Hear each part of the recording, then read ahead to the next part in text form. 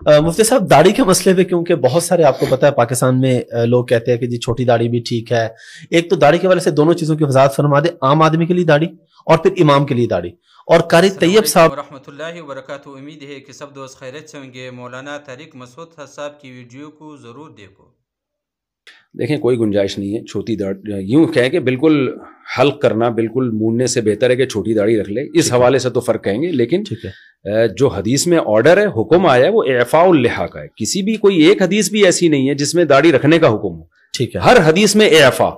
ٹھیک ہے, اعفاء کا مطلب ہے اپنے حال پہ چھوڑ دو. ٹھیک ہے. تو اگر کوئی اہل حدیث کے قول کو لیتا ہے نا کہ ایک مٹھی تک بھی نہیں کاٹ سکتے, جی اس کے پاس تو دلیل موجود ہے. بہت سے اہل حدیث ہم نے دیکھے بہت بڑی بڑی داڑیاں ہوتی, اس کی تو پھر بھی کوئی دلیل ہے, لیکن چھوٹی کرنے کی تو کوئی حدیث میں دلیل نہیں ہے. اور عشر من الفطرہ حدیث میں آتا ہے کہ فطرت میں سے نیچر ہے, نیچر کے خلاف آپ چلیں گے تو بغاوت ہے نا, یہ تو ناجائز ہے.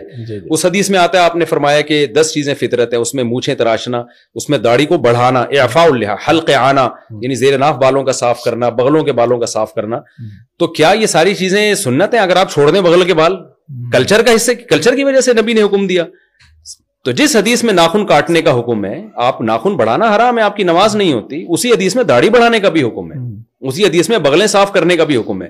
یہ داڑھیوں پہ آ کے یہ لوگ اٹک جاتے ہیں کہ چھوٹی کرنا جائز ہے, بغلوں پہ آگے نہیں اٹکتے. اس سے پتہ چلتا ہے کہ آپ نے دیکھیں اس میں کچھ تو صحیح علماء, نیک علماء, جو میں نہیں کہہ رہا کہ ان کی نیت خراب ہے, لیکن ان کے پاس دلیل نہیں ہے. ٹھیک ہے, ہمارے پاس اجماع امت دلیل ہے, صدیوں سے چلا. امام شافعی کا ایک قول ملتا ہے ضعیف قول کے چھوٹی کرنا صغیرہ گناہ ہے, لیکن صغیرہ بھی جب ہے جب کوئی ایک دفعہ چھوٹی کرے, چھوٹی رکھتا ہے تو صغیرہ اسرار سے کبیرہ بن جاتا ہے.